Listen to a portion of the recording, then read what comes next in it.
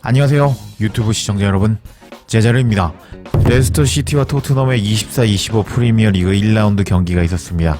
토트넘은 지난 시즌 1부 리그 5위, 레스터 시티는 지난 시즌 2부 리그 우승팀으로 1부 리그 상위권 팀과 2부 리그 챔피언 간의 맞대결이라고 할 수 있었습니다.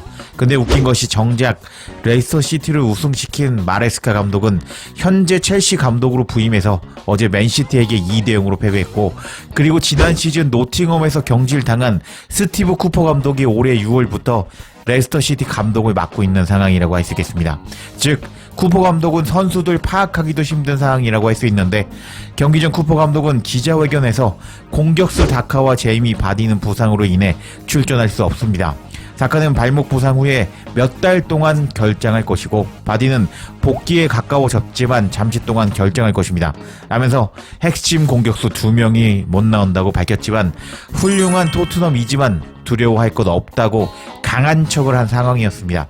이런 위기의 레스터를 이번 시즌부터 우승을 경쟁하고 싶다는 엔제 감독의 토트넘이었기 때문에 반드시 잡아야 되는 경기였습니다.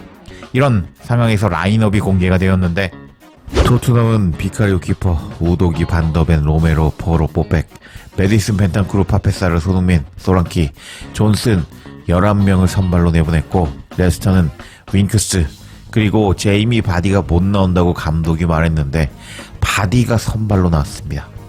경기가 시작되기 전에 몸을 푸는 토트넘 신입생 솔랑키가 포착된 가운데 레스터를 상대로 9골 4도움을 기록하고 있는 손흥민 선수의 골도 기대가 되는 상황이었습니다. 그리고 시작된 전반전, 시작하자마자 열심히 뛰는 솔랑키의 모습을 확인할 수 있었습니다.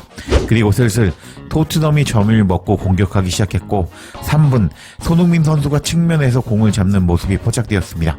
그리고 5분 토트넘의 역습 상황에서 메디슨의 패스를 받은 솔랑키였는데, 측면으로 침투하는 손흥민 선수에게 패스를 해주는 모습이 잡히면서 자신보다 더 좋은 위치에 있는 선수에게 패스를 넣어줄 이타심이 있는 솔랑키인 것을 확인할 수 있었습니다.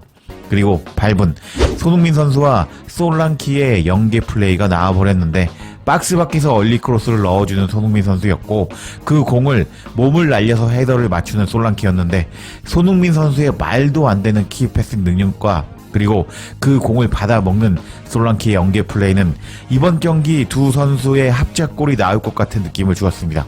그리고 12분 손흥민 선수는 측면으로 들어가는 메디슨에게 키패스를 넣어주었고, 메디슨의 컵백을 넣어주었는데 레스터 수비 3명에게 막혀버리면서 바람직한 연계 플레이가 나왔습니다. 그리고 14분 포로의 얼리 크로스를 헤더로 연결시키는 솔랑키였는데, 비둘기송에서는 볼 수 없는 포스트 플레이였는데 오늘 솔랑키 폼 좋아 보였습니다. 그리고 19분 박스 안에서 상대 수비수의 몸싸움에 넘어지는 솔랑키였는데 아깝게도 PK는 아니었습니다. 그리고 28분 토트넘의 선제골이 터져 나와 버렸습니다. 와우. 손흥민 선수가 측면에서 공을 잡았을 때 우도기가 측면으로 돌아 들어가면서 레스터 시티 수비 2명을 끌어당겼고, 그때 메디슨이 중앙에서 프리 찬스로 있었는데 손흥민 선수는 그것을 놓치지 않고 패스를 넣어주었습니다. 그리고 메디슨은 중앙으로 침투하는 포로에게 얼리 크로스를 넣어주었는데 포로가 감각적으로 등으로 밀어 넣으면서 1대0으로 앞서가는 토트넘이었습니다. 풀백이 골을 넣어주는 것이 강팀에게는 필수적이라고 할 수 있었는데, 포로가 선제골을 넣어주면서 지난 시즌보다 발전된 모습을 보여줬습니다. 그리고 32분 세트피스 상황에서 돌아 들어가는 존슨이 반대편 손흥민 선수에게 크로스를 넣어주었는데, 크로스가 너무 길면서 손흥민 선수의 득점 찬스가 무산되었는데 너무 아깝습니다. 그리고 근데 크로스라기보다는 슈팅인 것 같았는데 존슨이 2번째 시즌 만에 탐욕을 부리나요? 너무 안타까웠고, 그리고 계속 경기는 토트넘이 주도했지만 추가 득점을 만들지 못하고 전반전이 끝이 나게 되었습니다. 전반전 토트넘이 점유율 74% 먹고 슈팅 10개, 유효슈팅 5개 날렸지만 경기를 지배한 것에 비해서 한 골만 넣으면서 아쉬운 경기였습니다. 그리고 손흥민 선수는 전반의 평점 7.3점을 받으면서 왼쪽 날개로 좋은 활약을 보여줬고, 전반에 88% 패스 정확도, 2개의 키패스, 1개의 떠 먹여주는 빅찬스를 만들어주며 좋은 활약을 보여주는 손흥민 선수였습니다.